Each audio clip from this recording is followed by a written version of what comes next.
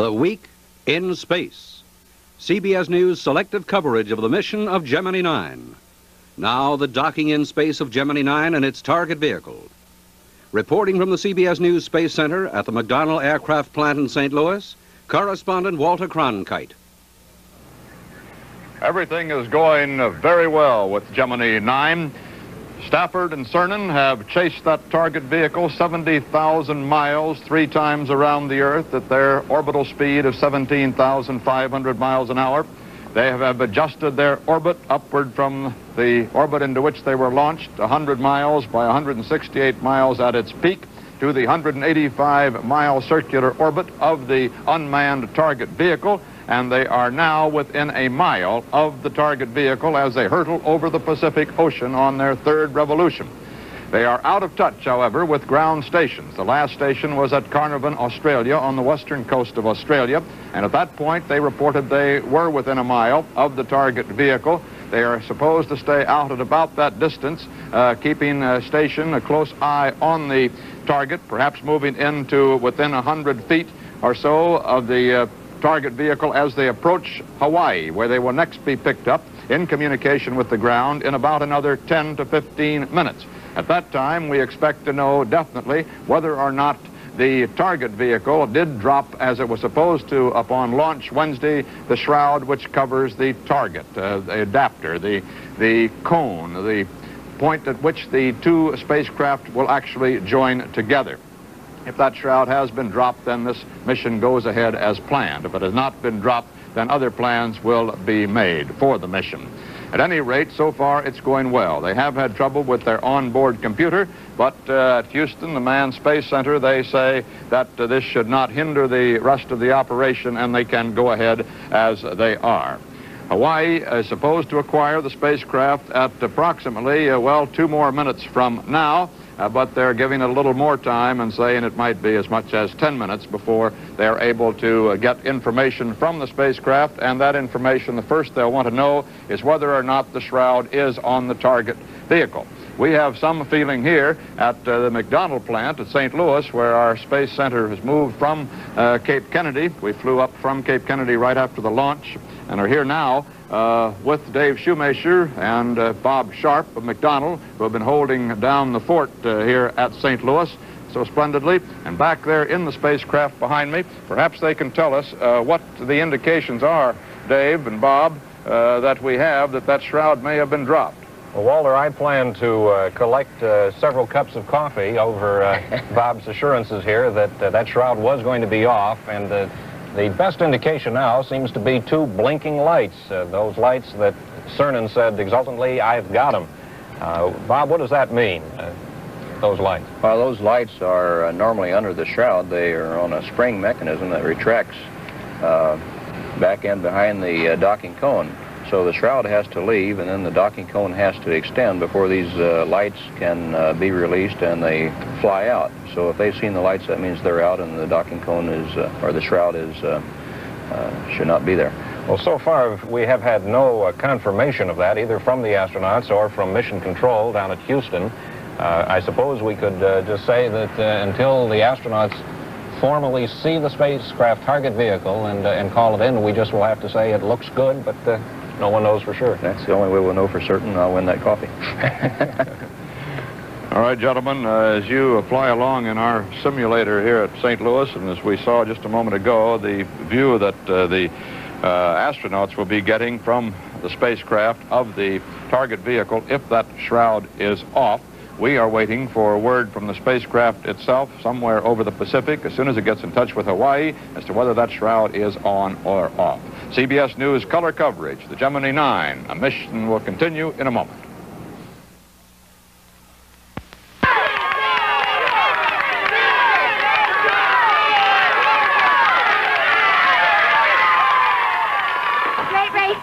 Great race, Tommy. If only you'd move that fast when I ask you to brush your teeth. Oh, Mom, the taste of that toothpaste would slow anybody up.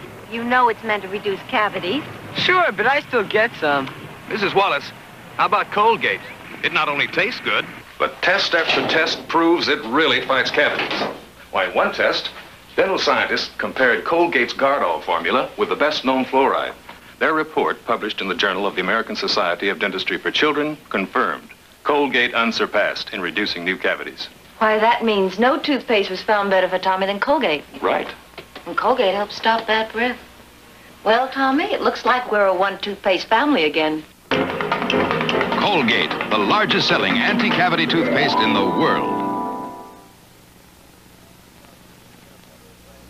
Back here at our CBS News Space Center, now established at McDonald Plant in St. Louis, from which we expect to cover the rendezvous, possibly the docking of the Gemini 9 with its unmanned target vehicle, and late tomorrow morning, the walk of Eugene Cernan in space. 2.5-hour walk he is expected to make. We're still waiting from word from Hawaii that they have acquired the spacecraft as it comes over Hawaii, across the Pacific, and hope to get word then that the shroud has been dropped. Let's go to Al Chop, the voice of Mission Control. Okay, it's 3 to 4 degrees per second.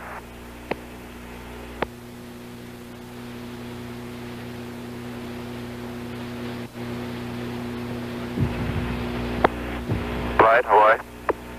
Stand by, Hawaii. Right.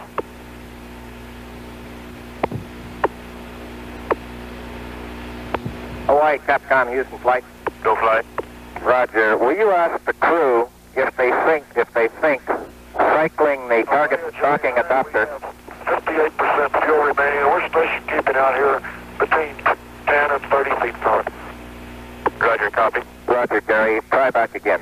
Ask the crew if they think cycling the target docking adapter from unrigidized to rigidized might help break it loose. Roger, copy, flight. Say again, 79. Roger, it appears that the basic rate is enrolled. The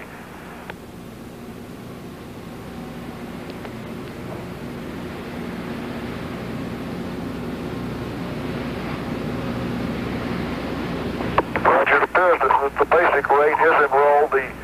The body axis right now is nearly horizontal. Very slight bit of and the big rates are enrolled. Roger, understand. Do you think there's any possibility of breaking the cone or shaking it loose by? Roger. Why don't you have the crew stand by there, and why don't you try cycling the target docking adapter cone back to the rigidized and then back to the unrigidized, and in between each cycle, actually as you cycle it back to rigidized, have the crew watch it and see if it seems to be doing any good. Roger. And advise them when you're sending the cleanse. Roger. Gemini 9, Hawaii. Hawaii, Gemini 9. I can also see the back two springs. The back two small springs, little 30-pound springs. We're up in about 5-10 feet on a jockeying position here.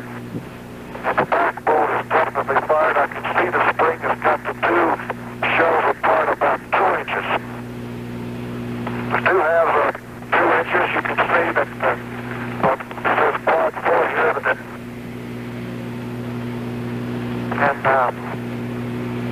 it's the pyros, it's the cables on the pyros, that front clamshell driving the strap has fired. You can see the black smudge marks on it. I'm now about 3 feet from it. And those electrical connectors, that quick disconnect, did not connect on either one of them. They did not disconnect, is that right? Too small. And the band is holding the whole mass together. Now stand by one. Let me give you a distance on this other one. And in fact, I'm trying to find the cable disconnect. I can't see the cable disconnect. Of course, it would be taut. Okay, the other one, the spring is gone from the back of the other half one, and no piping is still there. It's separated, so both the back is completely separated 3 to 4 inches. And I'll give you another good check. The only thing that's holding the whole mass on there is the band. After these pyro disconnects are one. Roger, understand. We've got about 3 minutes here to our LOS. We'd like to go through one rigidized and unrigidized sequence and have you watch it, and you'd get into a position where you could watch it from. Okay, stand by one. I don't want to be too close to those things cut loose. Roger, understand. Okay, now on the other side.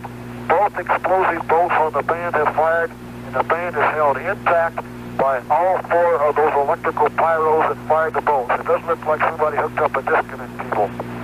Roger, understand. Disconnects do not disconnect, and that's the only thing that's holding the whole mass intact. Roger. Dollar and Richard Eyes here, can we hack it over the stakes? Roger, I was just going to suggest I'm getting too close to LOS. Yeah, and I'm too close to the nose cone, too. Roger. Okay, Gary, you can advise. Well, stand by. We'll pick it up. Relay that word on to Houston. It's, all 4 explosive bolts have fired. It is basically free from the APDA, but just barely held on by those 4 little pyro wires there. Roger. Pyro wires on the strap are disconnected. Roger, understand. And we have 58% old steel remaining. Roger. It looks like an angry alligator out here rotating around. I can imagine. Hawaii, Capcom, Houston flight. Go flight. Roger. Ask the crew if they could be set up for the standby. Where the Houston Recon Station kept there quite a while, and also we had a suggestion that we might put out our docking bar and go up and tap it. Roger. Stand by. All right. Say again, flight. I've got a counter proposal. Ask them, tell them we're going to continue working on their description, and we'll cycle the adapter, and we'll pick them up over the states here. Okay, very good. Take a look at it. Try cycling the adapter over the state. We'll get back to the same position. Again, all 4 explosive bolts have fired. It's basically free of the weapon and are resting on it. The APK adapter there, and those 4 little pyro wires on the strap that's holding the whole thing. Okay, we're having LOS. Springs just about extended in full force. Got LOS, flight. That was voice communication between the Hawaiian tracking station and Gemini 9, and you heard Tom Stafford give a very vivid description of the status of the shroud that is still hanging to our target vehicle. Our next communication, of course, will come when we get over the stateside pass in a few minutes, and we will attempt to bring further information at that time, hopefully a plan whereby we can release the shroud. This is Gemini Control at 4 hours, 34 minutes into the flight. That was a communication with Hawaii. They'll have about half hour almost, a little bit less than that, to discuss this matter with the various tracking stations right on across the states when the communications should be a great deal better, and make a decision at that time as to just what they can do about that hanging shroud. As you heard, the explosive bolts blew, but the shroud apparently hung up on the small pyrotechnic wires. That is, the wires that carry the electric charge to the pyrotechnics, the explosives that burst loose these bolts which hold the shroud on. Those wires did not disconnect as they were supposed to, and Tom Stafford believes they're the only things that are holding the shroud on. He says he's got an angry alligator up there. The glob has turned into an angry alligator with these big jaws of the shroud at a 25 to 30 degree angle. What they're going to exactly do about this remains to be seen. You heard Tom Stafford's suggestion that they extend their docking bar and go up and try to tap it loose. That came, however, immediately after he had said he didn't want to get too close in case pieces flew off of that thing. So there's a certain contradiction in his own recommendation, apparently. But down at Master Control, Mission Control in Houston, they have some other ideas, and maybe Nelson Benton, who was standing by in Houston, can tell us what they are. Nelson? Walter, we can only speculate, I suppose, right now about what they will do, but as you recall, yesterday, mission officials told us that if they found the shroud in this partially opened position, that would be, from the astronaut's standpoint and from the standpoint of the spacecraft, the most dangerous position that shroud could be in, because they would rather have found it closed from an actual danger to the spacecraft standpoint. The earlier word that we had was that if the shroud is on, mostly they'll just take pictures of it. However, I presume there's great deliberation going on in Mission Control now as to just what can be done to change that angry alligator back to just a nice shroudless glob. Walter? One thing should be pointed out, that while they are hurtling through space at 17,500 miles an hour, if that shroud comes loose, it doesn't come flying back like the hood of your automobile would if you were driving along a highway and it came loose and were buffeted by a 60-mile-an-hour wind. That shroud would float right along with the rest of them at that 17,500 miles an hour. What did concern the space experts before they got this report, and may still concern them, is that besides the explosive bolts, this shroud is spring-loaded, and the springs push besides the explosive bolts blowing away the band which holds it together, these springs push the two pieces of the shroud out at about a 3-mile-an-hour speed. Not enough, they believe, to do any damage to the spacecraft itself, but they wouldn't want a walking astronaut to get mixed up in that. Well, that might mean that they could go ahead and practice their various rendezvous and docking maneuvers with this craft in this configuration with the shroud on, and then when they got ready for the spacewalk, they just back off away and let Cernan do that in the safety away from the target. Dave Shoemaker has a model back here showing us how those clamshells open. And Dave, maybe you could give us a little explanation of that right now. Walter, this, I guess, is an angry alligator. It's pretty hard to tell from the description exactly the position that the shroud is in, but it's probably something like this. Bob, what seems to be holding it together now? How would you describe the situation? I couldn't understand all the conversation, but there's a ring, a clamp ring that goes around this portion of the shroud, and evidently that hadn't gone all the way, was the impression I got, so that the clamshells couldn't spring away. And normally there's a bow in each one of these clamshells, so when they're squeezed together and the ring holds them, this will keep them together. And then when they blow the ring and it's pulled up and released, the ring, I believe, comes off, and the natural bow then and these two clamshells tend to push them apart. Well, apparently, this shroud has come partway off. That would explain why they saw the acquisition lights, and they've also described that there was some separation in here. Also, they talk about at least two possible remedies. One that we heard Tom Stafford mention was just coming up and bumping it. What would be the danger of doing that? I don't know. I can't really think of any danger. David, let me butt in here because the astronauts were getting some conversation from him. All right. Delta V20, 35-second burn time. 25 all zeros, 26 is 9 0, 2 0 0, 27 is 0, and forward thrusters up. Roger, it sounds to us like that perhaps the cables haven't pulled the disconnects to the wire bundles, in which case we would definitely have to wait until with the contingency plan B there on waiting till later to look at that. We will go ahead and exercise that TDA as soon as we get acquisition at the Cape. Your platform alignment prior to this SEP will be about 5 minutes from now, so you got that much time to do what you like. Okay. Okay, Neil, from here it looks like it's very possible that those wire bundles could have separated. It's real hard to see, but again, there's everybody squared away on what's holding the thing together. Well, I think everybody down here is pretty well convinced by your description of the situation. Yeah, okay, I can't really tell whether we have two bigger umbilicals that goes to the ATDA. I can't tell whether those are still attached or not, but it's the four little wires that go into each of the explosive bolts on the strap that's supposed to have a disconnect on it. And those are all intact, and all four explosive bolts are fired. So it's just the little disconnect umbilicals on the strap that have not pulled. All four of them are still intact, and all four should have pulled. Roger, we're with you, Tom. Texas Remote, California Local. Cal Local.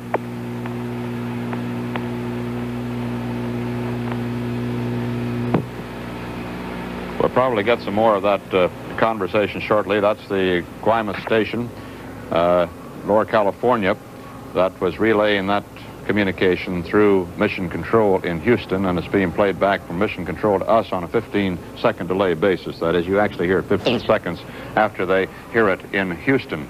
So, Bob, I think that, Bob Sharp, that communication clarified the situation considerably. It is the wires to the pyrotechnic charges in the strap that you were talking about there a moment ago.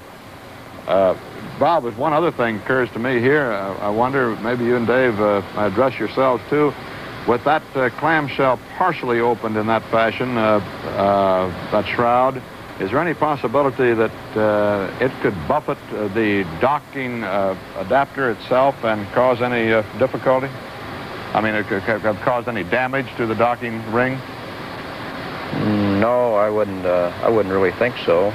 If it's parted there, probably most of the spring force has gone out of that you get from bowing the shroud together there. I don't see how it could damage the adapter. That's a pretty tough hunk of stuff. It's made to take a whole spacecraft impacting off at some oddball angles that are around 1.5 feet per second. Bob, they suggest that they might exercise, they call it, the ATDA. What does that mean? That they'll rigidize and unrigidize the docking cone, or what? Yes, when it gets over the Cape, then they'll have the capability of sending a command to rigidize the docking cone. That means the docking cone right here will retract back into the ATDA, and then they'll unrigidize it again and cycle it out. And this could, if it's hanging up on the cone or rubbing it a little bit, give it enough of a jar to take it loose. So, Walter, it looks like they've got some really real-time decisions to make up there right now. Yes, and we see now the wisdom of these rather complicated flight plans of theirs, which in this case take them, first of all, over Hawaii before the docking, and then across the United States. This gives them the opportunity, which they now have, for some clear communications, discussion between the astronauts and the ground station and the experts there at Mission Control. Here's more of the conversation from the astronauts. Okay, and then how long will it take you to get in position for platform align as soon as this is over? Oh, not too long. Okay, we're going to be running out of alignment time here.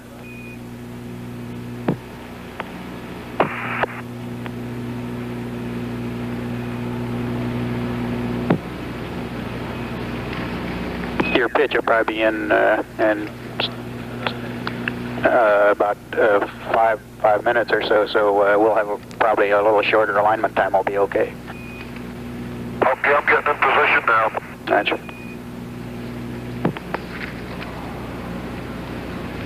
There's one thing about this information from the astronauts is that apparently the spacecraft, the target, is not tumbling, it's rolling. Neil, have you got any read for my suggestion about extending the docking bar and giving us a top? Well, we're pretty convinced due to telemetry signals from the cables that they're still plugged in. Okay, well, Jesus, it's barely, I mean, it looks like it's barely, that's right, the big cables may still be there, but once that strap goes, the whole thing should deploy. Right. Are you ready to watch for, we're ready to send the commands now. Okay, stand by. Let us know as soon as you're ready. Okay. This is the command. This is the command to exercise the target vehicle. That maneuver that Bob Sharp explained a moment ago. Neil, send the command. Roger.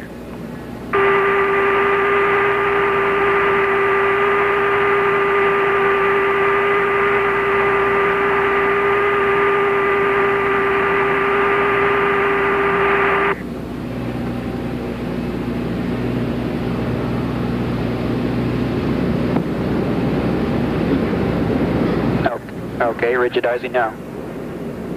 It's moving all around. You rigidized the clamshell, the alligator jaws came close slightly. Roger.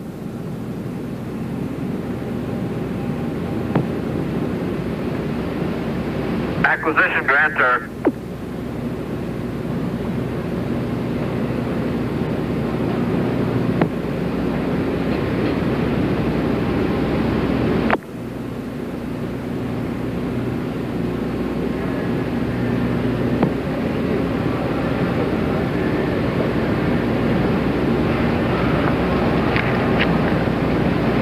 Okay, unrigidize.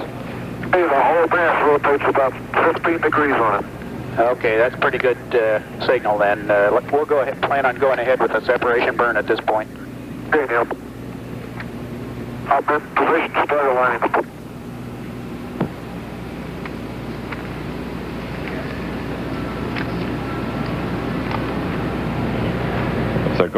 If they're going ahead with the separation burn at this time, as they call it, meaning that they're going to separate the two spacecraft. Okay, you've got about 14 minutes left till separation burn, so guide your platform align and positioning accordingly.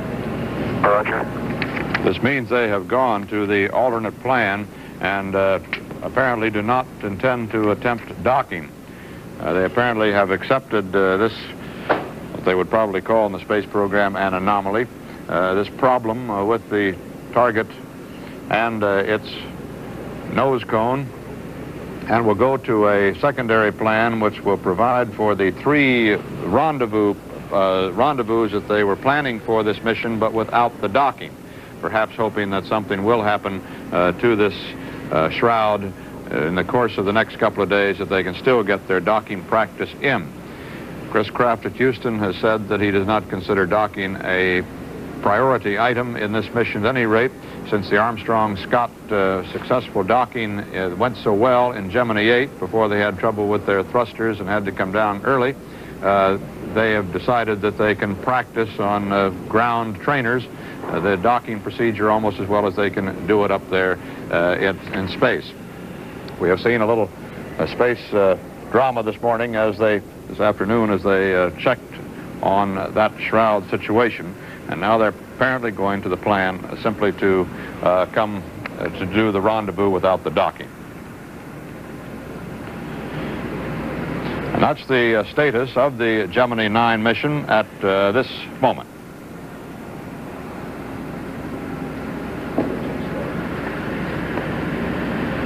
We're at our CBS News Space Center here at the McDonnell Aircraft Plant in St. Louis, on the 3rd revolution, with the spacecraft now coming across the United States and about to pass over the Cape on out toward the Atlantic on its 4th revolution. We now have established that the shroud of the target did not jettison as it was supposed to have when the unmanned target vehicle was rocketed into orbit on Wednesday morning. It is hanging by the wires which connected the explosive bolts to the battery supply in the target itself. Those wires are still connected and are holding the shroud open like a pair of alligator jaws at some 25 to 30 degree angle. They make it impossible to dock with the target adapter. The spacecraft, Tom Stafford, still has suggested he'd like to go up and give the shroud a little nudge with the spacecraft to see if he can break it loose, but Houston has not given him permission to do that. Houston did try rigidizing and unrigidizing, pulling in the docking collar and pushing it out again on the target adapter, and it did move the shroud but did not break it loose. And the last word we heard from Mission Control in Houston to the astronauts indicated that they are dropping for the time being the plans to dock. They're planning now the separation maneuver, which will get them in position for the 2nd rendezvous attempt, and a rendezvous without the use of radar, but only with the use of onboard computers and sectors. The trouble now is that the onboard computer has been malfunctioning this morning as well. And how they'll go through with this 2nd rendezvous, we haven't been told as yet. Let's listen to the astronauts.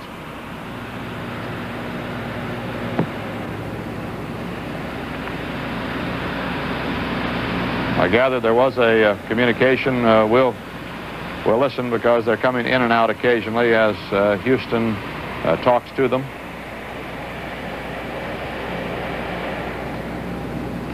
You can see by our map there in the upper corner the position of the spacecraft as it nears the beginning of its 4th revolution. 4 hours, 51 minutes into the mission.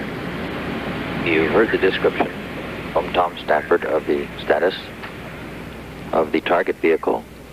At this time, spacecraft and target are passing over the Antigua tracking station area, the northern part of South America. They are beginning the 4th revolution for the spacecraft. Tom Stafford has aligned his platform, moving into position for the equal period re-rendezvous, the burn for which will start at 5:01 elapsed time. 5 hours 01 elapsed time. The burn will be a delta V of 20 feet per second, delta time of 35 seconds. He will pitch down 90 degrees with the blunt end up and fire his forward thrusters. This will place him approximately 2.5 miles above the target, and they will reach a maximum separation from the target of approximately 11 miles. They will be behind the target approximately 11 miles and will come up again and re-rendezvous with the target. During this, after the burn is completed, there will be necessary a slight mid-course correction, which will be figured out by the crew aboard Gemini 9. This is Gemini Control at 4 hours 53 minutes into the mission. This is what is called a radial translation maneuver. It's 20 foot per second, or some 13 mile an hour upward burn of the rockets, giving the spacecraft a new orbit of 179 miles to 191 miles, some few miles above the orbit of the target vehicle. This equiperiod orbit of which they're speaking means that although the perigee and the apogee of the two spacecraft do not coincide, they do come back to the same point in space as they come around. Maybe we can get a demonstration of that a little later on from perhaps IBM, one of our graphic people, as to how this apogee and perigee situation works with an equiperiod orbit. But that is the basic principle of it. The apogee and the perigee, the high point and the low point of the circle of the Earth, are not the same, but they're in the same plane, and they do come around to the same point again after a complete revolution of the Earth. That is the intention of this maneuver. When they come around on the next time after this separation and come back in range, then at that point the spacecraft is going to attempt to make rendezvous by simply the use of the onboard computer, if it is working at that point, or information sent from the ground as to the location of the two spacecraft, and a sextant. Jack Siegel is at the IBM console in New York and can demonstrate that equiperiod rendezvous for us. Jack? Walter, maybe this computer demonstration, computer graphics, will give an idea of what we're talking about. Here we've greatly distorted the orbit around the Earth to get our point across easier, the Gemini and the target vehicle. Now let's show what the Gemini is doing first. When they talk of a radial burn, they are pitching down 90 degrees to point directly at the center of the Earth. If you ran a radius from the center of the Earth out, the Gemini is pointing right down. Then they are thrusting away from the Earth. So really, Walter, they're not adding thrust either forward or aft in their flight.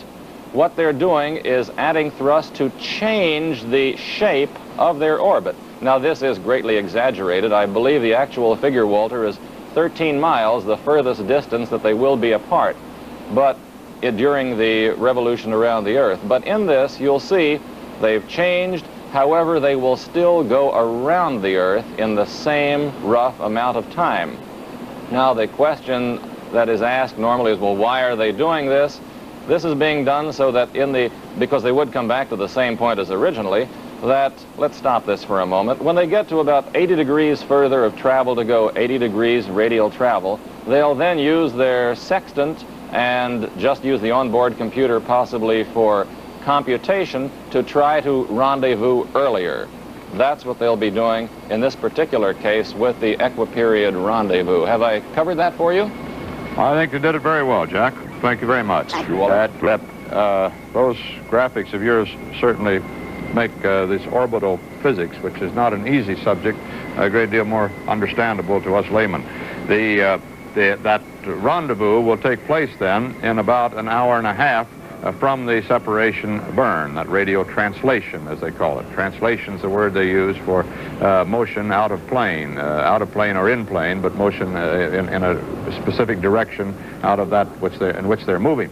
That burn of the rockets is supposed to come now in about 3 minutes, and then the rendezvous would come in an hour and a half after that. Now, under this new plan that they have designed in Houston for this contingency, which now has developed, that the shroud is still hanging on the target, and that rendezvous, the docking, therefore, is impossible.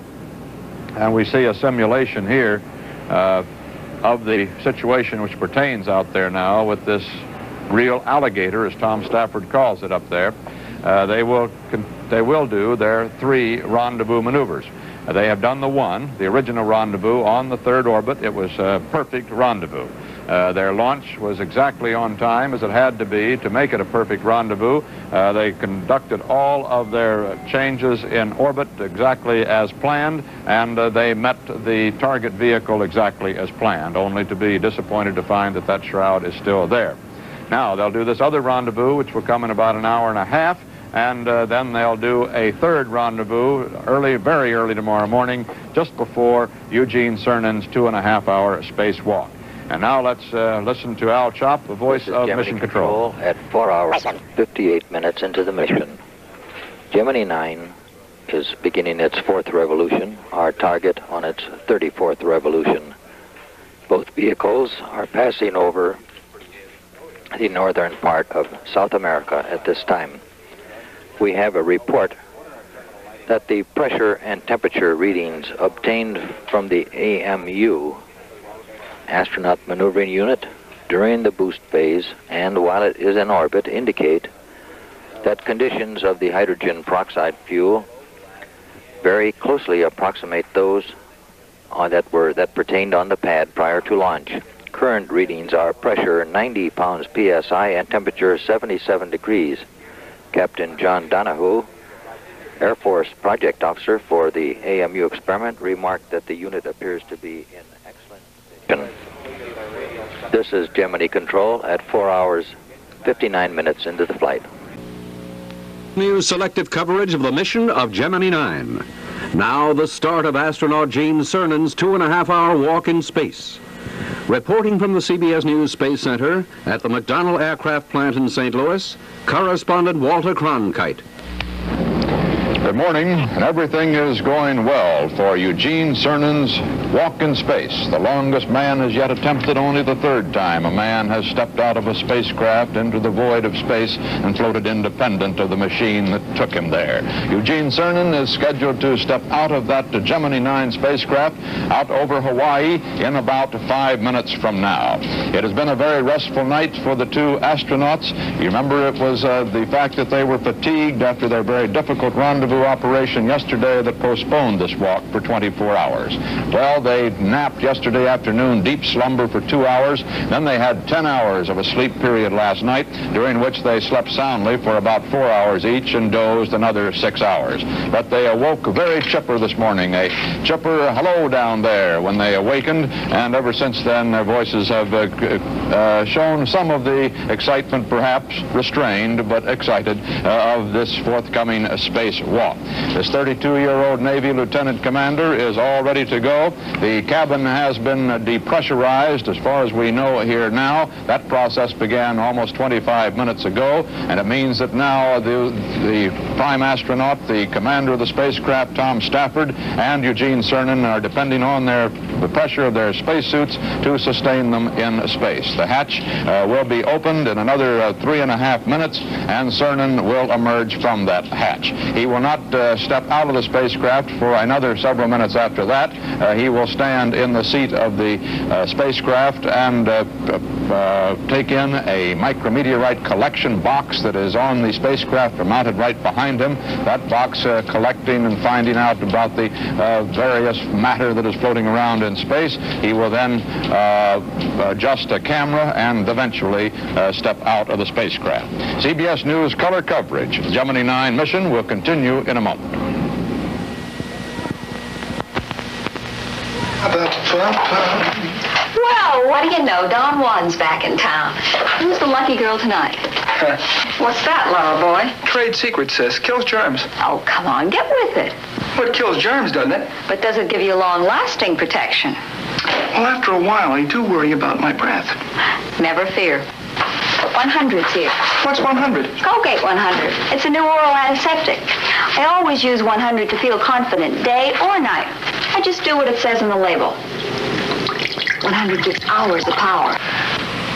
Hey, I can feel it go to work. You're right. When 100 was tested directly against the best-known mouthwash, 100 proved better protection against germs for hours. Hours.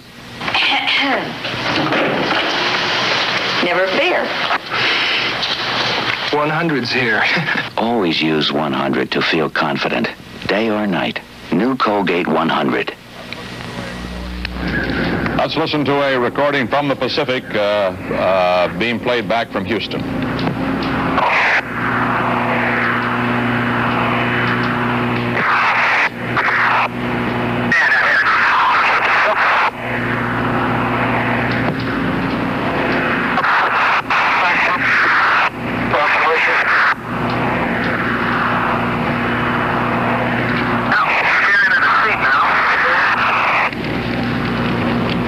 This is a very difficult translation to understand. They are reporting preparations to open the hatch. My heel caught on something? That's all right, I'm all right now.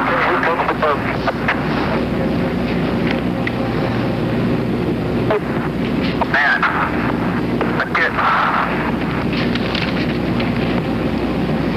Hallelujah.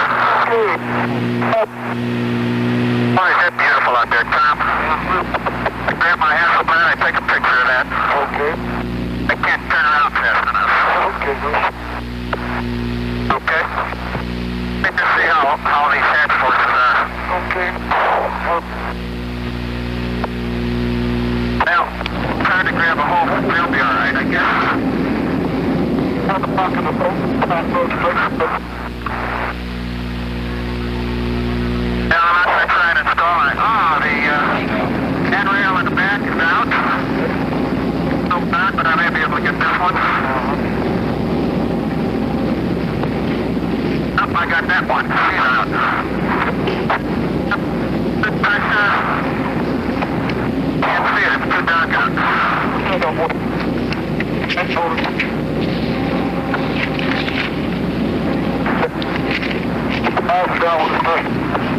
Okay, my visor's down now, Tom.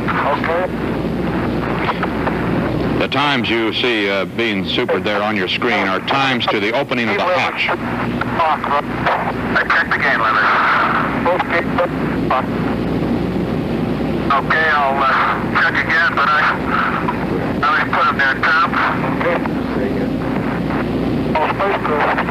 Stand by, wait a minute, let me check these.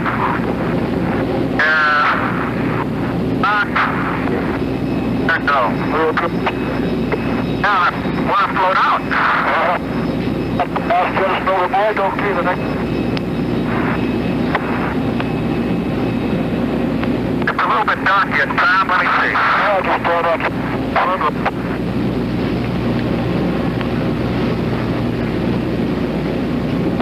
I got a hold at about 3.9 right now. Okay, I'm up. And I'm in medium flow and very comfortable. Real good. Make sure you got. Okay, I'm turning around and trying to get S12 now, Tom. Okay. S12 is the recovery of the micrometeorite box. That's the little box right behind Cernan's head as he stands in the hatch, which he's doing now. He's standing in the hatch. He's turning around and trying to... That way. Yeah, okay. If I get in the instrument panel, I keep them coming out. This is our simulation here in McDonald. What's going on right now? There we go. Pretty nominal right now. This is a small box, which is to measure the impact of the micrometeorites. Little specks, hardly larger than pebbles of sand, smaller than pebbles of sand. Scientists interested in just how hard they do impact a body, and this box has been... Okay, the S-12 lanyard's gone. Here comes S-12, Tom. Okay. Oh, I still got it. I got S-12. Okay, I'm leaving go. What you're hearing is a conversation between Cernan and Stafford. He's handing down this micrometeorite box. Yeah, join the cloud. Yeah.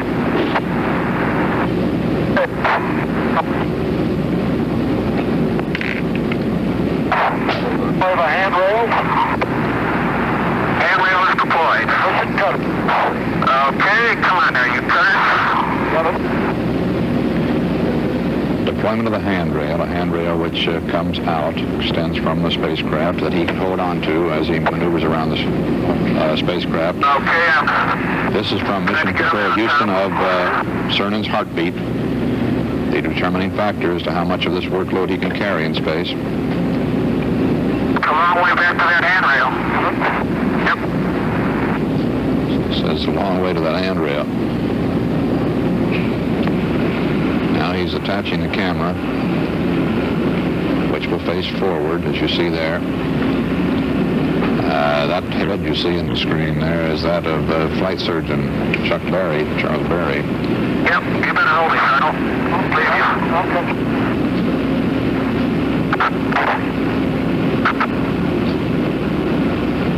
The man you see in that spacesuit is Miles McClure, ground engineer. There to get at these things to the handrail so far back. I think...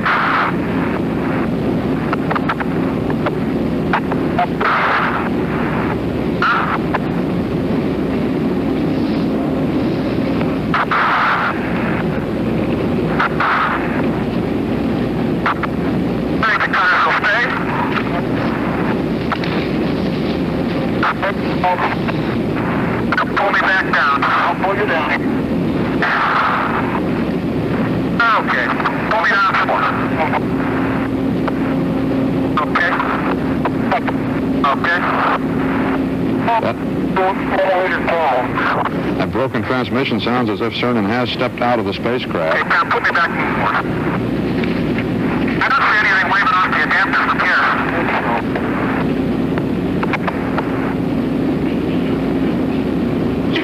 Telling Stafford to hold me down, which I assume would be holding the umbilical down and keeping me from floating free.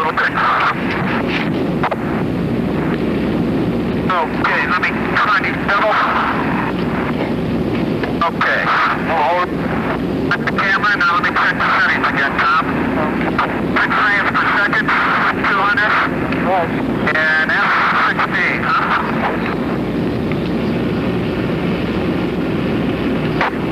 Strange world out here, you know? Yeah.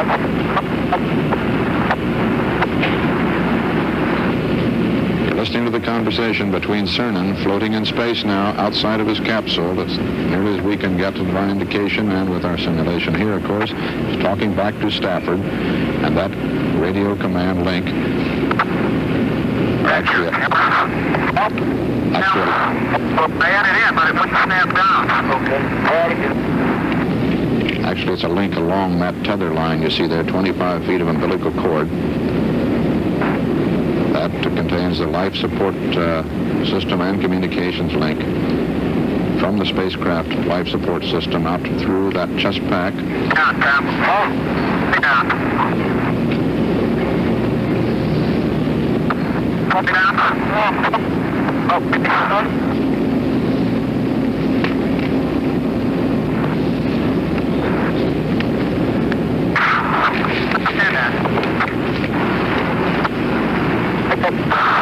Okay, hold on a second.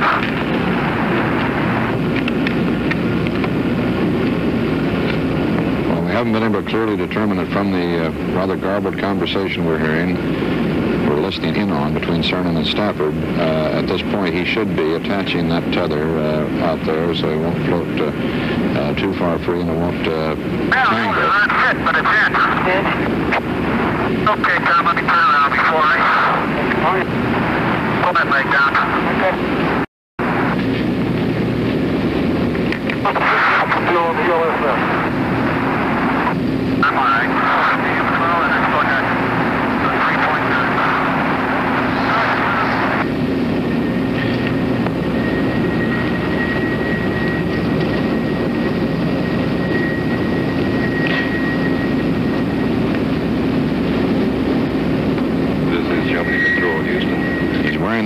Gene Cernan going about his duties in a very businesslike way, it sounded to us here on the ground. The communication a little choppy to start with. They improved as we moved through the center of the Hawaii Circle. And we lost acquisition about a minute ago. We should pick them up again in about 2 minutes via California. At 49 hours and 26 minutes elapsed time, Gene did retrieve the S-12 micrometeorite impact emulsion dish. He also deployed the handrails about 2 minutes later. And he noted it was quite a distance back to the handrail. He seemed to have a little trouble setting up his EVA 16mm camera. And now we have reacquired via California. Let's go back to the spacecraft. Okay, let me take a breather here, Tom. Okay. We should have steady transmission and good transmission. The ELSS wants to ride up in my face. Everything I leave goes up.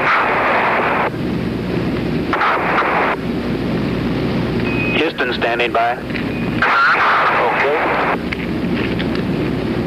We should have pretty good transmission now for the next 20 minutes until they lose the signal again over Antigua. The pass over southern California and down around the Texas border in Mexico, out over the Gulf, but in communication with the Texas stations, then in the Kennedy station, Bermuda, and Antigua before we finally lose the signal again on the spacewalk. Hey, Dick, if you're listening, and I know you are, boy, got a beauty coming.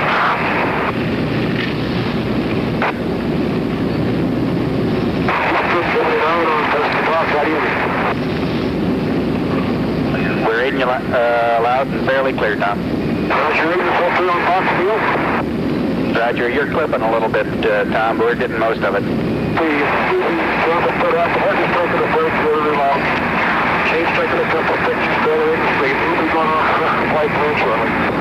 Very good. Cernan at this point should be attaching that mirror. Okay.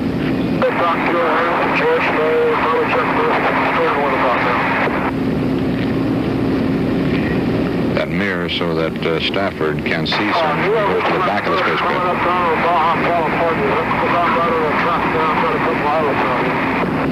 Yeah, that's right, Tom. You're hearing mission control in Houston speaking directly. Feels real good in the ELSS. Temperatures are good, food pressures are holding real good. Houston, roger. Mission control talking to Command Pilot Tom Stafford, who says that Cernan's chest pack's working well.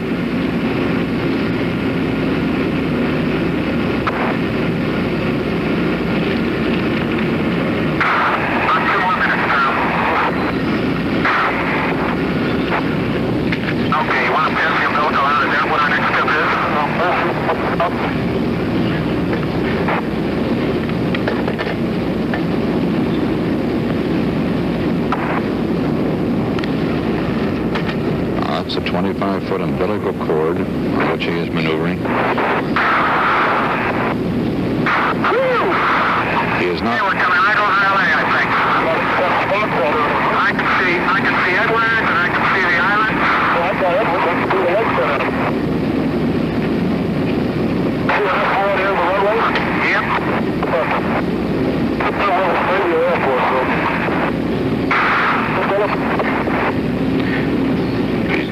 He's not actually maneuvering now. He's floating free. He'll maneuver later on in the spacewalk if they backpack. Yeah, keep the bags as close to you as you can.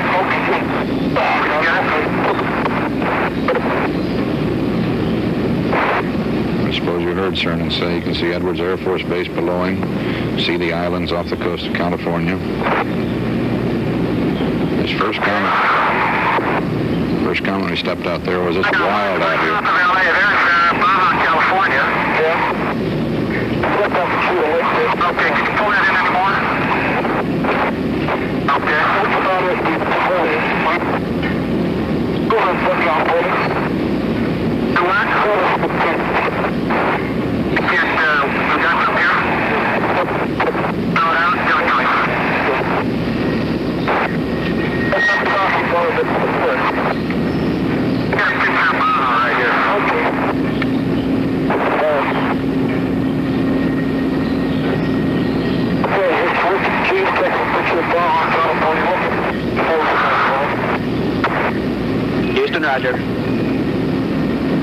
That chest pack he's wearing weighs some 42 pounds. It can circulate. Who is he? Yeah, you all here.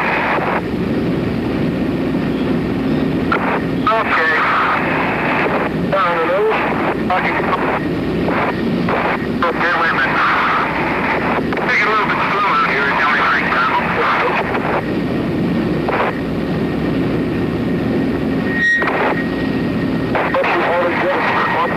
Yeah, mine's holding good. More comfortable. Okay, you better give me the doctor bar, man.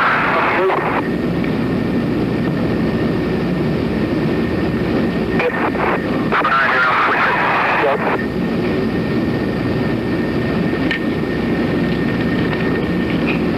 My information's really all around out here. Well, that's pretty much.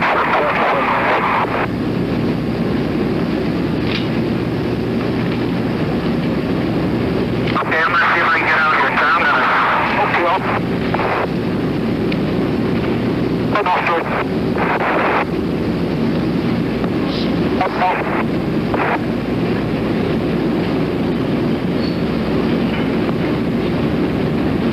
Going off for it, Dad.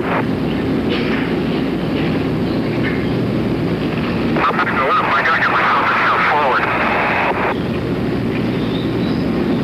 He's not maneuvering now, just floating free. Remote, California local. Texas remote. California local. Yeah, get there unless I come down a little bit. Okay,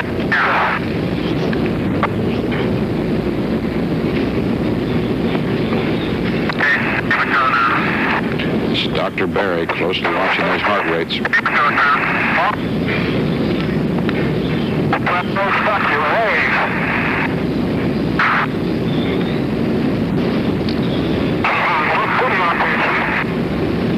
Sure trying to float up, Tom. Yeah.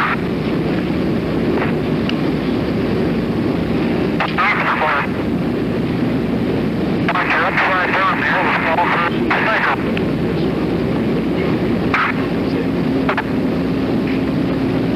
Okay, if I can get over here and take a picture, Tom.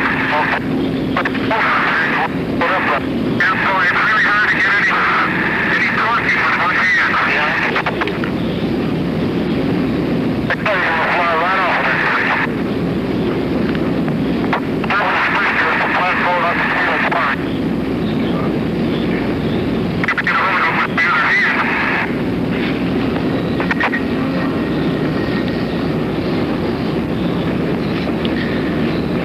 What Cernan is doing out there is testing the dynamics of this free float in space. Just what happens when he throws one arm out, for instance. Does he flip over from just the exertion and the reaction to that? And the dynamics of the umbilical tether, what that does when he pull on the tether like that, does the spaceship itself move, or does he pull him back toward the spaceship? How much attitude control of the spacecraft is necessary? Okay, Tom.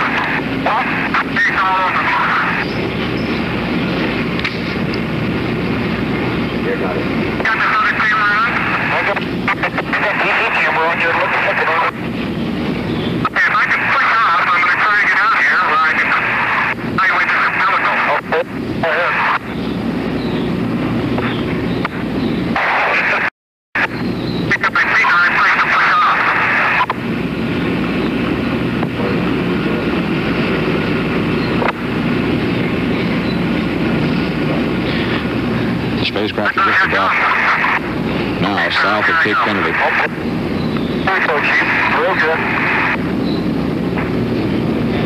just about south of Florida now.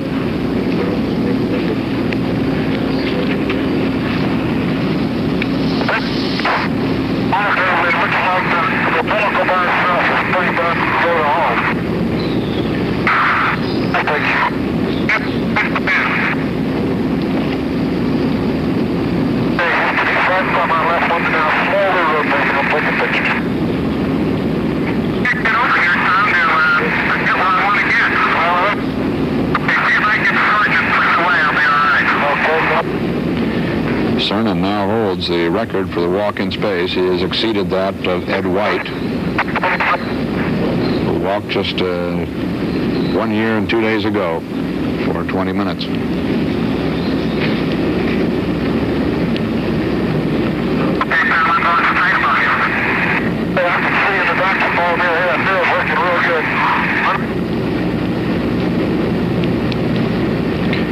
At this point, Cernan comes back to the hatch.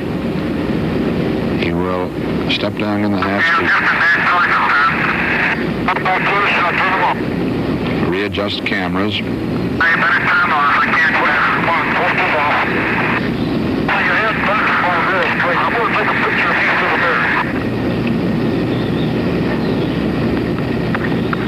And he will emerge from the hatch about 5 minutes after that. He goes into the hatch. He's scheduled to go in there in about 14 minutes from now.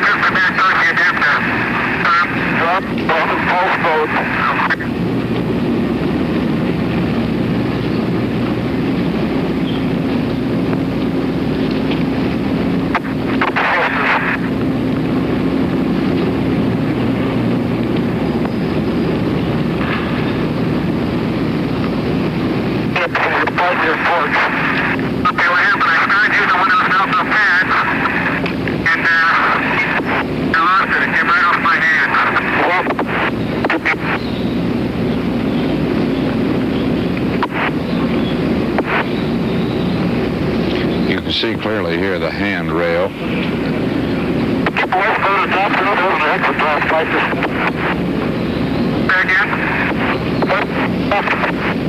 I can for a little bit. I want to evaluate these hand pads if I can.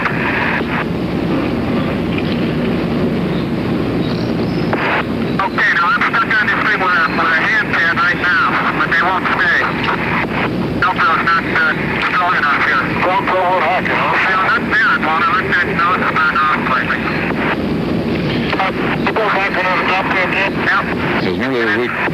Here as we can tell through that garbo transmission, he's trying these Velcro patches, which you see our suit engineer here at McDonnell, Miles McClure, testing there too.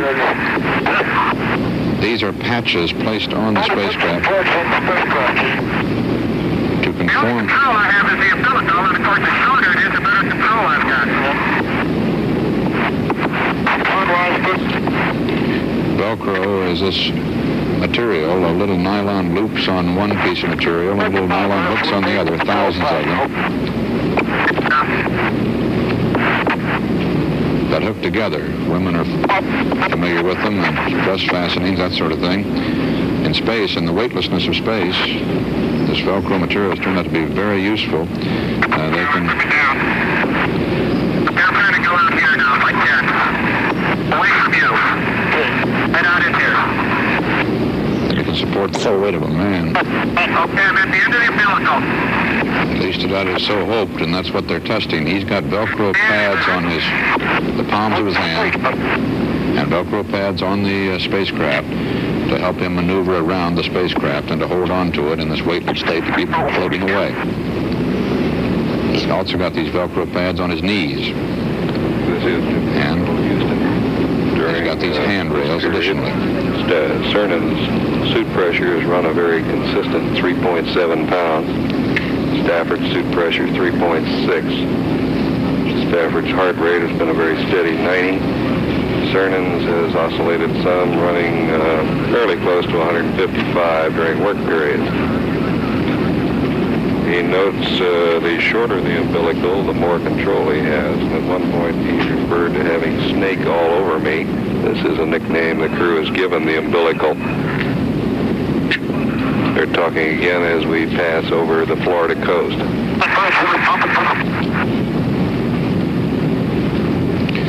Cernan's heart rate at 155, just about what Dr. Berry expected.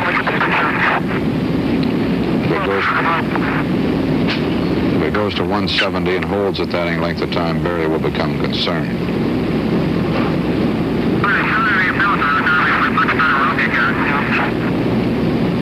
The reason for high heart rate is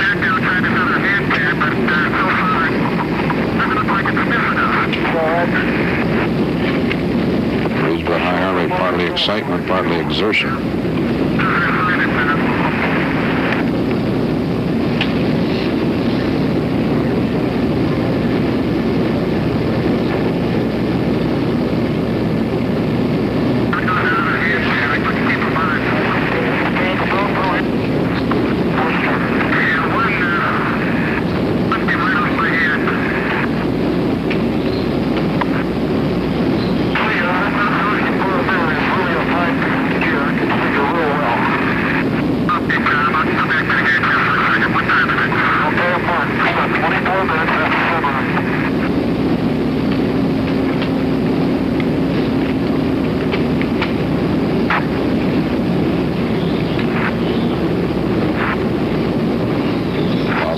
Cernan is working this hard.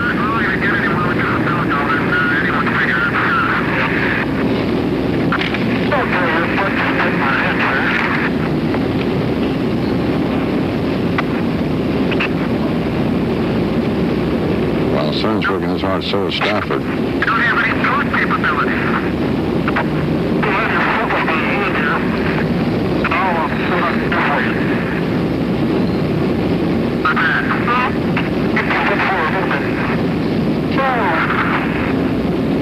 Stafford's suit is pressurized also, and it makes it very difficult for him to move while he controls the spacecraft. It is exertion against this pressurized suit, which one of the reasons the heart rates go up.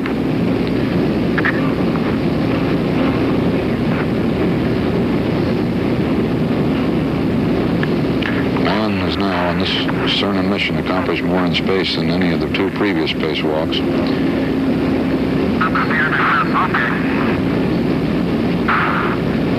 Performed a couple of useful functions in the placing of the camera, the recovery of the micrometeoroid experiment, the placing of the docking adapter mirror. He now is testing this Velcro and handrail means for moving around the outside of the spacecraft.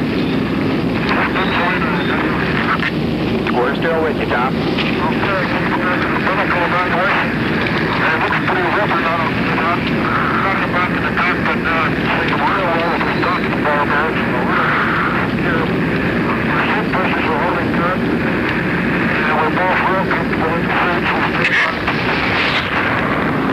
Roger, we got that.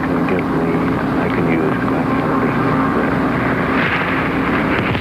This is Gemini Control, Houston. The crew seems to be following very closely the flight plan sketched out for you about an hour ago.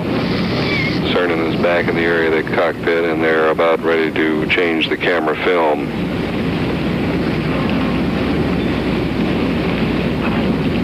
We're on the far eastern edge of the Bermuda acquisition zone, which overlaps with Antigua. And if we get some additional conversation, we'll go right back there. We're due to lose that signal with Antigua at 11:35 Eastern Daylight Time. Several times we've heard Cernan refer to the fact that he had no torquing or roll ability visibility on the umbilical. Of course, he does not have a handheld maneuvering gun, as did Ed White. He does note a tendency to float upwards above the spacecraft with the umbilical, which corresponds very closely to the experience of White. Let's go back now to the conversation.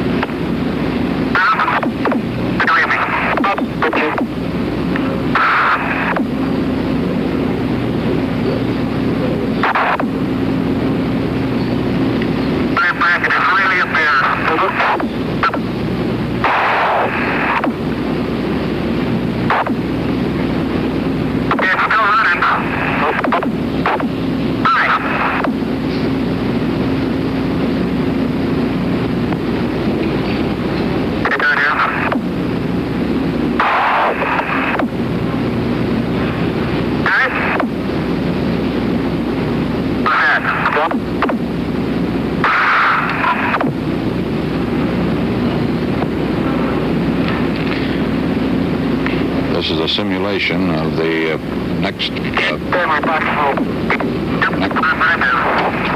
chore, which is to return to the spacecraft, stand in the seat, conduct a couple of more quick missions, changing the camera, etc.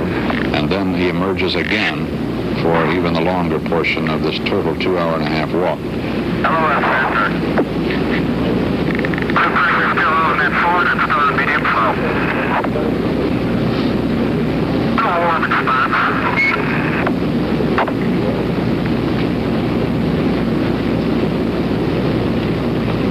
Stafford monitoring his instruments, controlling the attitude of the spacecraft.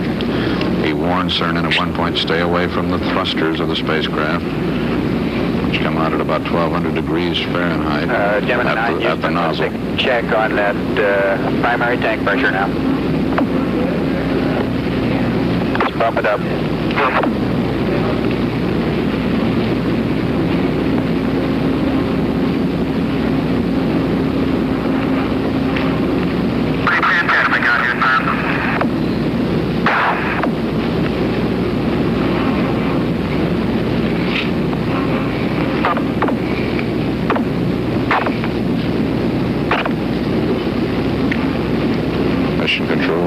Talking about the primary tank pressure.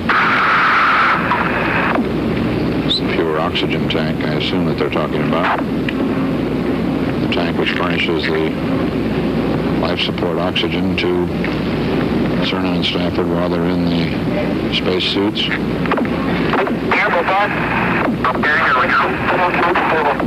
Houston approaching LOS. LOS is loss of signal, and that comes at Antigua, over Antigua. It should be coming just about now.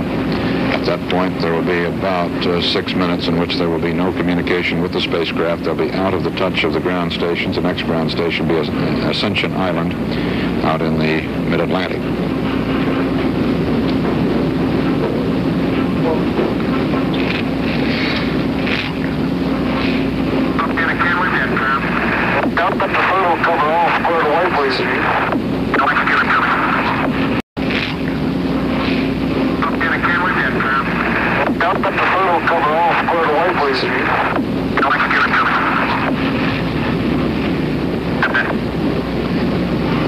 What you see here is in our McDonald simulator with Bob Sharp, our prime astronaut, helping Miles McClure, the McDonald suit engineer, who has been simulating the part played by Cernan with some of his equipment there. Signal with the spacecraft.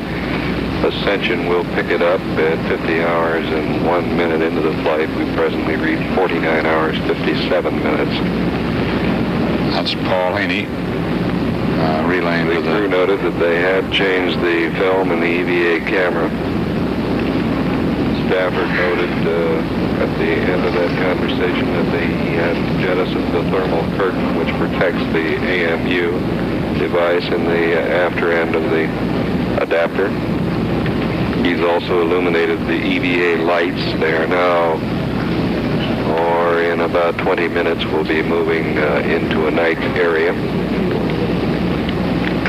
The flight plan calls for Stafford to extend the handrails and the foot bar in the adapter area, which Gene will be braced against when he dons his astronaut maneuvering unit. Meanwhile, Cernan is to move to the adapter area and inspect the area generally and look at any strap hangings that might be part of the separation from their Titan booster. He didn't note any earlier. We got a very brief report there. He didn't see a lot of straps as we saw in the Gemini 6 spacecraft.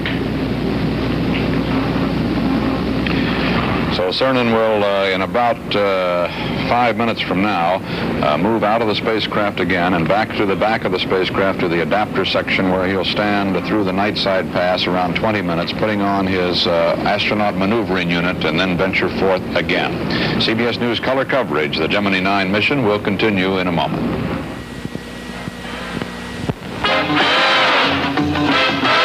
Come on! Help fight that bad guy, boredom. Life can be great in an Olds 88. Terrific trio. Rich in looks. Get this 88. Delta 88. Fabulous fabrics. And a body. Beautiful. That just won't quit. And look. Dynamic 88. Style? Got the others beat by a mile. Power. Up to 365 horses. But wait, here's another goodie. Jet Star 88. Big car room. Rollicking rocket action. Yet priced down low for extra savings. So, get a man-sized deal from your Olds dealer. The man who has everything for you. This is Walter Cronkite back at our CBS News Space Center McDonnell aircraft in St. Louis, where we've been simulating the spacewalk that Cernan is now taking. Paul Haney is having an announcement from Houston. This is Gemini Control, Houston. Well, we just got in on the end of that transmission from Houston. What Paul Haney had just reported was that all of the readouts on the ground at the mission control in Houston are very favorable on this walk of Eugene Cernan's, including his heart rate. While it went up to 155 at one point toward the end of the first part of the walk, after some 20 minutes, it had dropped down to 125, way below what they had anticipated. And they're very happy with that. As they say, the surgeons say, he is adapting very well to spacewalking.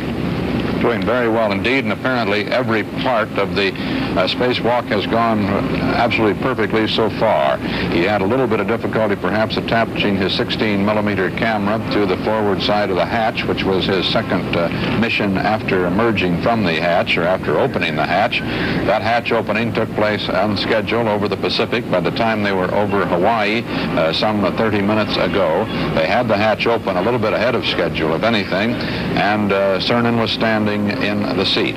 He turned around and recovered a small box, which was a micrometeorite collection box. It had been activated during the sleep periods from inside the spacecraft for the last 2 days, and it was to measure the impact of these tiny specks, some almost invisible, of the micrometeorites that are floating in space. How many of them are there, and how dangerous are they to man in space? At this moment, they're back in touch in Ascension Island, and let's listen in.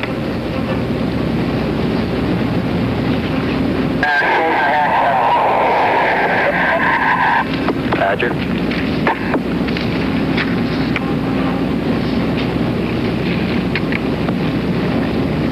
Tom, can you see whether the tape recorder power circuit breaker is on or off on the right console?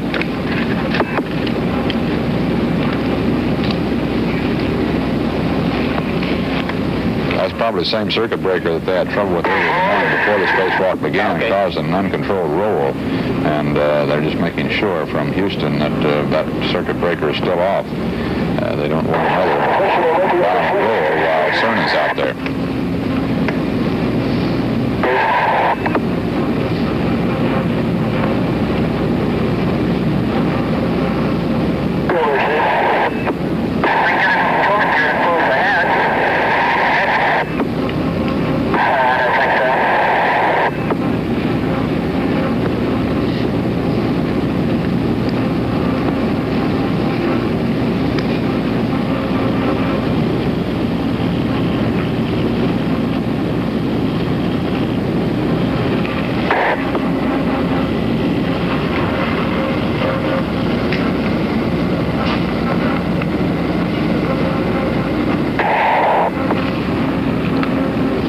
heard a moment ago.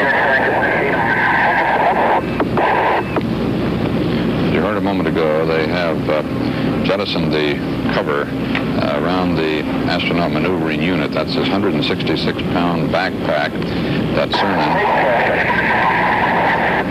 Cernan will don in the back of the spaceship.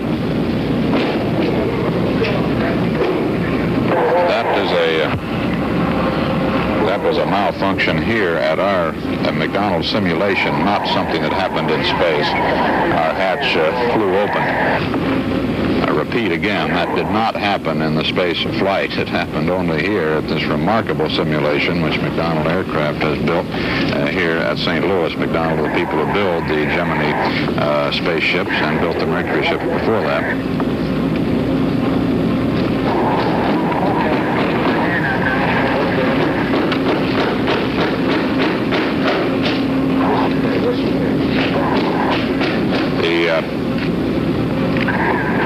At this point in the space flight itself, Cernan should be leaving the hatch.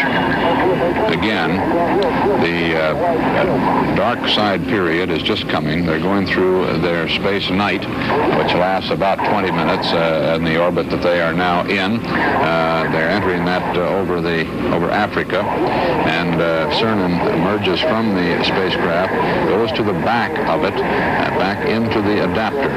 The adapter section of the spacecraft is that section which controls the life support systems and so forth while they're in orbit. And it is jettisoned before retrofire when they return. Right now, it's a solid ring about 3 feet deep and some 10 feet in diameter. Back in that area, he's got a place where he stands on a footrail, holds onto a handrail, and then dons this big pack on his back, this 166-pound automatic or astronaut maneuvering unit, which will make him, in a sense, a one-man spaceship with full control capabilities. The first time this unit has ever been used, far more sophisticated than that used by Ed White on his walk. And actually, the question in space is whether, as elaborate a piece of equipment as this, it will be needed, or will a simple handheld unit, such as that Ed White used, be adequate. They won't know that until they've tested this and other units on this and the next 3 scheduled Gemini space walks. The next one of those to come up in July, on July 18th is the present schedule. Cernan should be at this moment, although we are not getting very clear transmissions,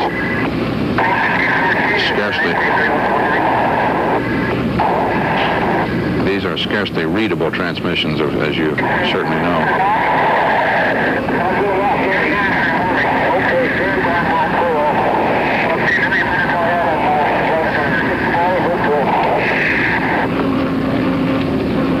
These are still the transmissions between Cernan and Stafford that the ground is monitoring. In this case, they're monitoring at Ascension Island.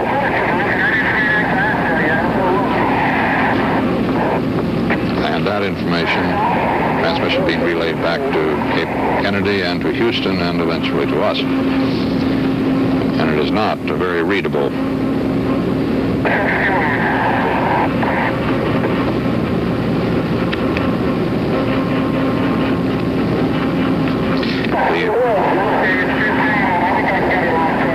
So far, this flight has proved out just exactly what Ed White had suggested earlier from his short walk, and so far this flight has been very much like Ed White's walk, with a few exceptions. Cernan has done more out there than White did in the first American spacewalk. He did recover that box with micrometeorite experiment. He set up the camera. He set up that mirror that you saw that will permit Stafford to watch him as he goes to the back of the spacecraft. And he tested, as did Ed White, the dynamics of the umbilical cord, what happened when he pulled on it, what happened to the spacecraft, and so forth. And now he's getting ready and is going back to the back of the spacecraft to get into that unit during the next 20 minutes and prepare for the further walk in space with his fully controlled maneuvering unit, a one-man spaceship. CBS News color coverage of the Gemini 9 mission will continue in a moment. As America's Gemini heroes whirl through space, they take along equipment specially designed for the Gemini space trips. Among the gear selected was this special toothbrush made by the makers of Pico-Pay toothbrushes. This unique brush is just like the Pico-Pay brush you'd use at home, except it's made with a specially resistant material to stand up to the high temperatures and oxygen levels of space.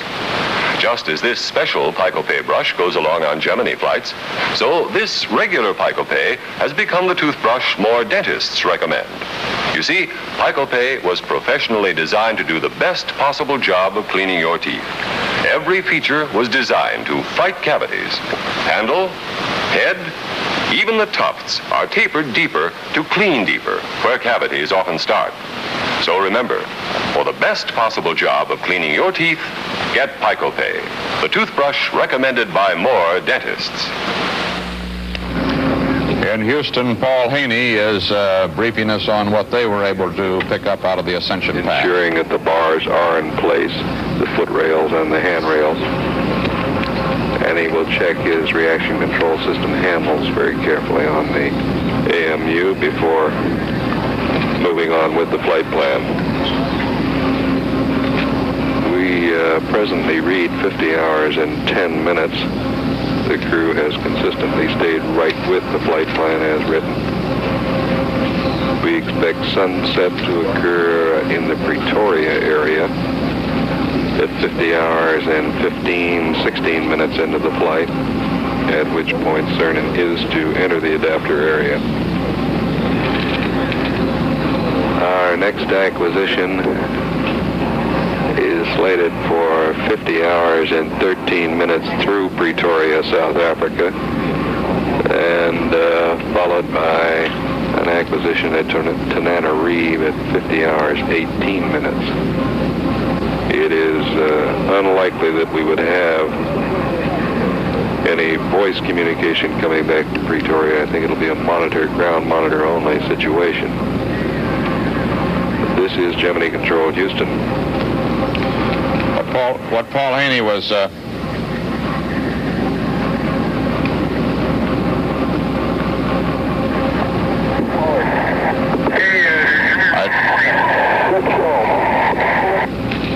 don't know what that transmission is unless it's a tape playback. They're not supposed to be in touch with anybody right now.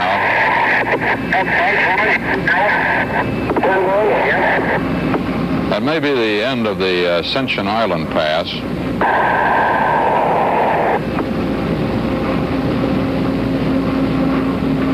As you know, these tracking stations are placed strategically around the globe to keep as constant touch with the spacecraft as is possible.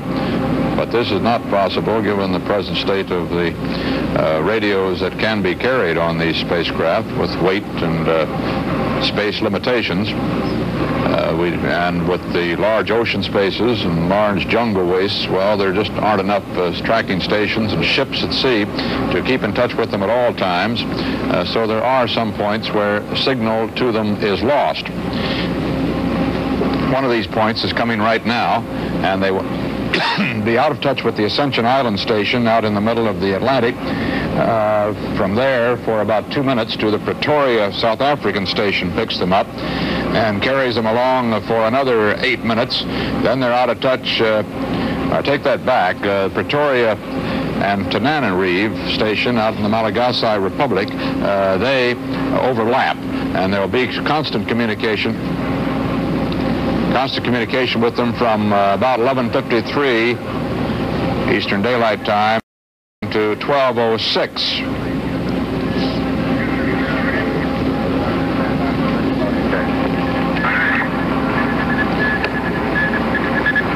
What you're hearing now is Houston contacting Pretoria and Tananarive, checking out communication before the pass. Temperatures and pressures existing in these two suits. In Stafford's suit, pressure at last reading, which was the Cape downrange reading, shows 3.67 pounds per square inch.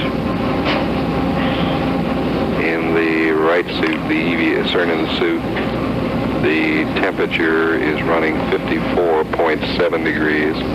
the pressure 3.73 degrees.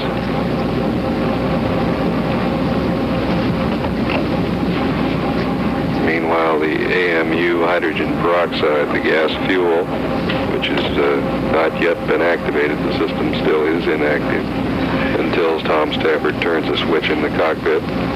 That reading shows a very steady 85, which it has run since the beginning of the flight. The peroxide temperature is 71 degrees. This is Gemini Control at Houston.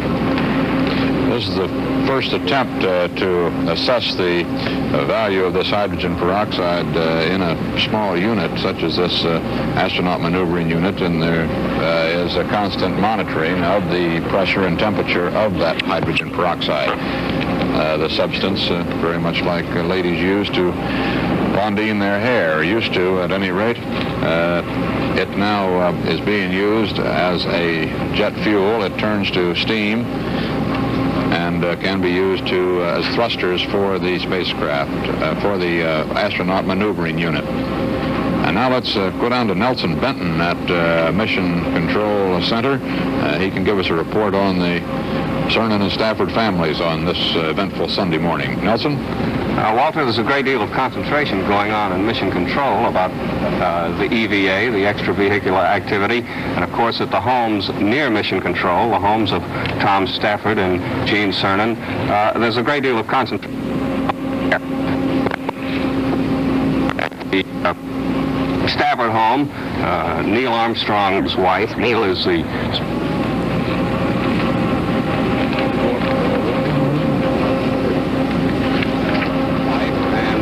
small child of astronaut Roger Chaffee out there. However, not everybody's concentrating on the flight. The last report we had from the Cernan home is that little 3-year-old Tracy is not watching, is not listening.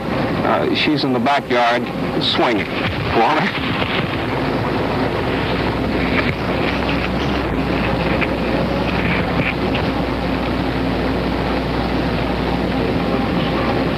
Cernan back in the adapter of the spacecraft now as darkness settles down, settles over the spacecraft, which is on an orbit around 185 miles, just about that at which it left its target yesterday. The orbit has a 181 degree apogee, 185 degree, or perigee rather, 185 degree apogee. The target, which still has that shroud on it, which prevented the docking part of this operation, is about 145 miles back of the spacecraft now, as they're over Africa, approaching the coast of Africa. And Cernan, in the dark, is checking out with lights that are provided back in the adapter section, that adapter and the astronaut maneuvering unit. That 166-pound pack he'll be putting on his back. He sort of sits in that pack and has full maneuvering capability with it. That is pitch, roll, yaw, forward, back, out of plane translations. That is out of the present orbit if he so desires. He's not going to do anything like that today, of course. This unit would provide, presumably, if it proves out as well as they expect it to today, the capability for an astronaut to perform independently in space. The astronauts themselves would love to try that, and they just might get a chance on later Gemini missions. But until they've proved out this system on a lot more flights, they're not going to let the astronaut loose. Cernan will be at the end of a 125-foot-long nylon line, which does not have any capability to carry oxygen or communications to him, but is simply a safety cable, in effect, to keep him from floating away from the spacecraft. He backs into this AMU, as you see Miles McClure, our McDonnell suit engineer, demonstrating for us here in this remarkable simulation that McDonnell and CBS have built here in St. Louis. He will then, as he emerges from that short while, move up on the back of the spacecraft and will then move forward. He'll get out in front of the spacecraft, and with his maneuvering unit, he will go forward and back, sideways, up and down, and finally, after 2 hours and a half in space, he will return to the spacecraft and the hatches will be closed again. At the moment, the hatch is down to within just a 2 or 3 inch opening, just enough to protect that umbilical cord on which Cernan is still connected. He will incidentally not be using that umbilical, as we suggested, when he gets out on the end of that nylon rope in another 20 or 30 minutes. We'll be standing by here at CBS News Space Center, McDonnell Aircraft, ready to report as developments warrant, and we'll be back to report to the final phase of Eugene Cernan's walk in space at approximately 1:30 p.m. Eastern Daylight Time. Walter Cronkite, CBS News. The Week in Space, CBS News selective coverage of the mission of Gemini 9. Next, a report on the conclusion of the walk in space, when CBS News coverage resumes at 1:30 p.m. Eastern Daylight Time.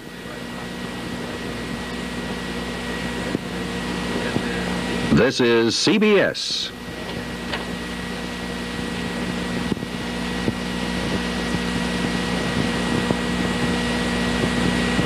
The communications between Cernan and Stafford were not adequate. A loud gargle is the way Stafford called them, for them to safely let Cernan depend on that communications link alone. Also, Cernan's been having great difficulty with his visor. It's frozen up, crossed it over, and he would not be able to see out there in space. Let's hear some more of the conversation. Duty 9 away. Let's give it a no-go for the AMU. The pilot's marked up completely. The AMU transmitter is garbled. I can barely read it. The altitude controller arm will not install to the proper position. And I'm wanting to switch back to the spacecraft elliptical umbilical. Okay, we have that. Roger, and we concur in the no-go. And he had to expend 4 to 5 times more energy than what we had in what we experienced in 0G in the airplane. Roger, understand, and Houston agrees with the no-go. All right, sir. All right, sir. Stafford reporting also that take 4 to 5 times more energy, 4 to 5 times more work for Cernan to get that AMU unit working. Listen again. Hawaii, Capcom, Houston flight. Go flight. Roger, if you get a chance, you could ask him to turn around and see if he can get some sunlight into the adapter area. He said that he was attempting to get the sunlight on him now. Okay, fine. With the sunlight on him, they...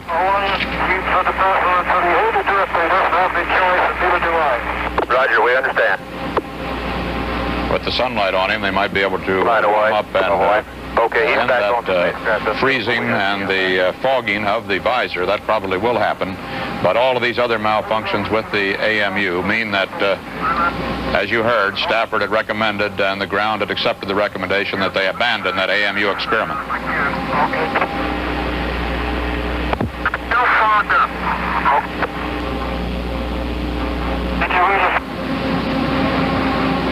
What hasn't been entirely clear to us here on the ground is whether the visor that is fogged is the primary visor, the same sort that all the astronauts wear, or this is Gemini Control, Houston, 51 hours, 8 minutes into the flight.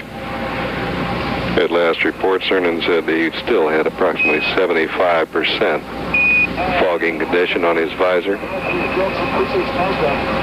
And while the situation is still in some doubt, it does not appear that the AMU will be used during the mission. They're going to have another reevaluation as we move into the California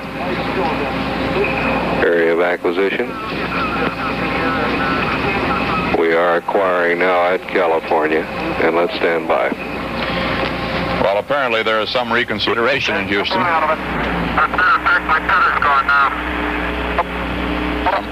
Some reevaluations last 5 minutes. At 12:44 Eastern Daylight Time, they said no go for the AMU. Now they're reconsidering. Hawaii is LOS. Roger, Hawaii. They lose contact now with the... Sorry about that AMU. Yep, I'm over. Because you talked over you. Had to take a sonar. Could have snagged around again if I could have seen. That'll let us know when you just get on fog change. Okay, Houston, the smoke's up pretty high overhead and heat is still fogged over. Not even... Roger, we're reading you loud and clear now, Tom. Okay. Maybe we call it quits for that AMU, but we have no choice. Roger, we concur.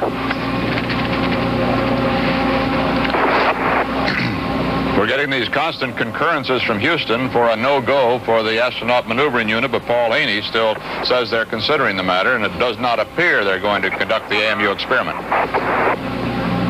Paul, about 50% fogged over. Roger, Houston, can you get this? Apparently that fogging is disappearing now. They're down to 50% fog. Think you're going to fog when you take it enough once. If you do, we'll knock it off. How much time we got to go to nighttime? Oh, we got a little particle. Okay, I'm on iPhone and staying fogged right now.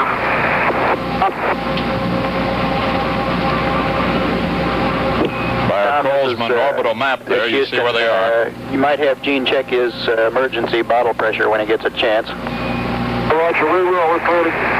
He's on high rate deal, and he is still fogging.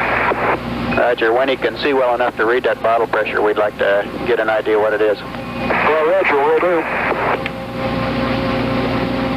Gene, can you read your emergency pressure on the chip? Yeah, it's about 6,800. Houston, did you copy 6,800? Roger, very good.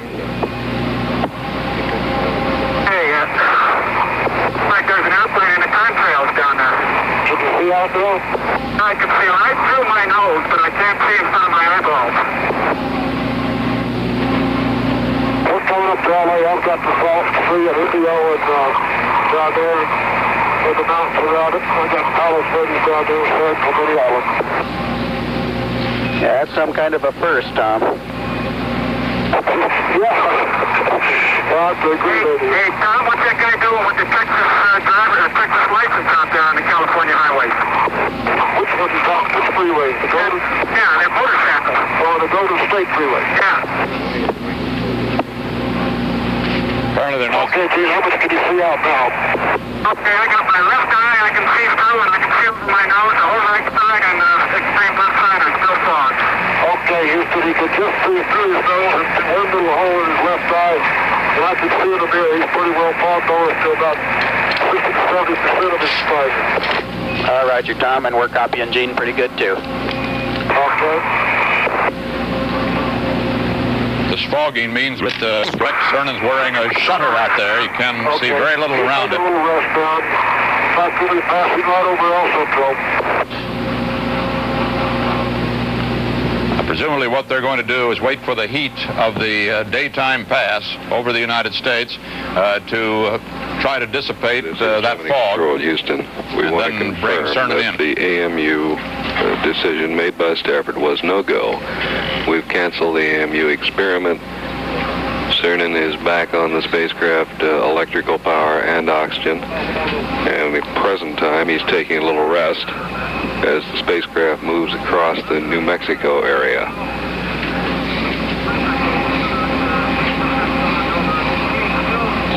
The attempt to connect up with the totally independent astronaut maneuvering unit, the AMU. The amazing visual definition that he could see through a little spot where his nose was, but he could not see through where his eyes are. But apparently, as to demonstrate that his vision wasn't completely obscured, he asked why that motorcycle or car down there on a California freeway had a Texas license plate, injecting some levity into the situation, which I suppose is needed at this point. We're showing 51 hours, 14 minutes into the flight here, and we expect the Texas station to acquire momentarily. Cernan is, in effect, as if you were seeing your automobile, and the windshield and the windows were all fogged up with a little bit of crack down about where the radiator cover is. This is about what he can see out through his visor. Tell everyone down there that's concerned. I'm so sorry about this. Houston, Tom, tell them we're not concerned a bit.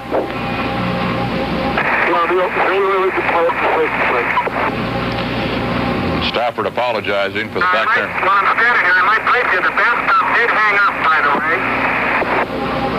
One arm rail was deployed. The foot rail was deployed. The foot arm rail and with the equivalent rod was deployed. They were hung up with the bathtub. I was able to get back there without any problem. I saw it was just hanging loose. And I spun the bathtub loose. The arm rail came out. The umbilical guard came out. So I was spun away. I had a starboard EVA light back there, and I had 110 light. I think one of the problems was that just before sunset, up at my back must have got well over 100 degrees because it was really hot. And right after it got cool, my visor started up, and I could get part of the thing with the fog visor, but I just couldn't see enough of what I was trying to get at, and then the visor fog completely over. Tom, we copy. And I'm still about, I guess about 40% fog right now in high flow. That's Cernan speaking, of course. It's just about through here. Suns are pretty high. There's Stafford's voice again. Okay, Roger, Houston, ready to meet this stand here now. Pressure game's still fog. It's around 4. Okay, one thing. How about getting the doctor avoid this dark? It's really bad at first. You want that out of there? Yeah, we want it out of there. Okay, I'll go up and get it. Texas Road, California local. Texas Road.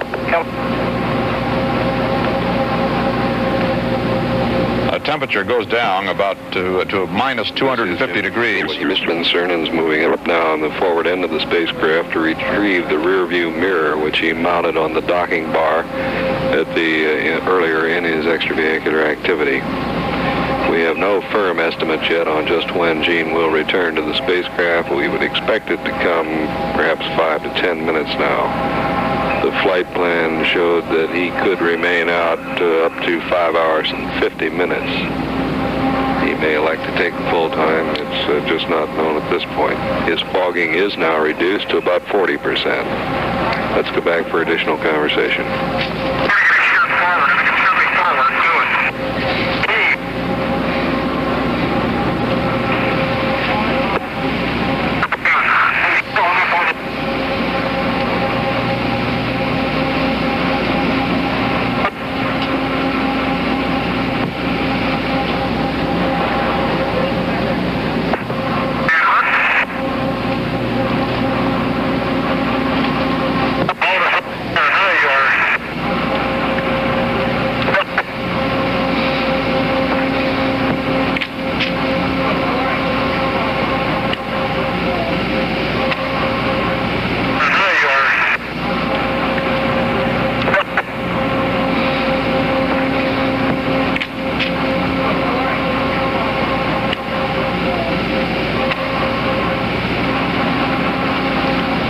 Cernan is back in the forward part, or working his way toward the forward part of the spacecraft now, having spent the night side pass back in the adapter section and finding that this astronaut maneuvering unit was not functioning properly so that he could use it in space.